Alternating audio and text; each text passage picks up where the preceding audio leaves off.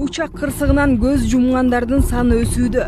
Актаудагы учак кырсыгынан 67 адамдын 38-и каза тапканын Казакстандын кризистик кырдаалдарды башкаруу борбору билдирди. Калган 29 жаран, анын ичинен 3 кичинекей бала ооруканага түрдүү жаракаттар менен жаткырылган. Ошондой эле Кыргызстандын 3 жараны дарыгерлердин көзөмөлүндө экендиги айтылды. Учурда каза болгондордун өздүгү такталууда.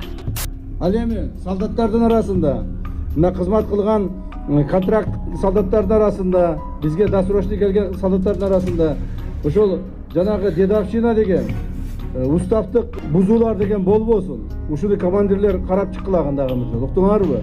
Балдар армияга келгенден кийин балдарды кээ бир жерлерде эми силерден азыр анча андай маселе түшө элек, бирок кээ бир жерлерде балдарды уруп салап токмоктоп койгондор бар.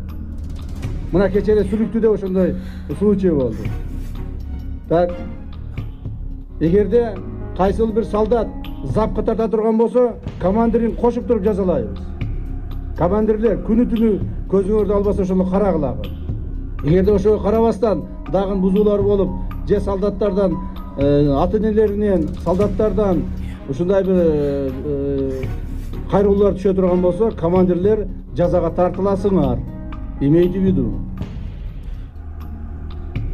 Мен муну командирлерге айтып атам.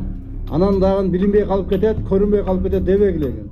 Туура солдатты тарбиялаш керек, солдатты даярдаш керек. Бирок ошонун бардыгын уставдын чегинде даярдаганга мүмкүнчүлүк бар. Ошону жасагылагы. Уставдан ашып кетпегилегин. Анан солдаттарды дагы бир мурда ушунчалык кээде ушундай маселелер болуп калчу эле. Бирөөлөрдүн үйүнө барып иштетип, бир жерлерден башка бир иштерди жасатып, солдаттын милдетинен башка ишке алып барбагылагы. Солдаттын милдетинен башка бир айыл өкмөт суранса, же болбосо башка бир адамдар суранса, алардын үйлөрүнө барып жардам берип, же болбосо командирлердин үйлөрүнө барып жардам берген, курулушка катышкан солдаттарды көрбөйбүз. Андай болсо командир жооп бересиңер. Мындан ары ушул маселе боюнча өтө каттуу карайбыз. ГУКРден барбы бул жерде? Ким бар? Вот. ГУКР ушул маселени каттуураак карагылаган. Макулбу? Ушуну каттуураак карап, көзөмөлдөгүлөгүн. Мен айтып кете беремин. Анан силер кайра бул кетти, айтып койду, болду, унуттук деп кайра жосурларды баштай турган болсоңор, каттуу жазалаймын. Мындан ары аскердик тартип деген өтө каттуу болот. Мына ушундай имаратыңар бар. Бардык шарттар бар. Кызмат кылганга бардык шарттар турат.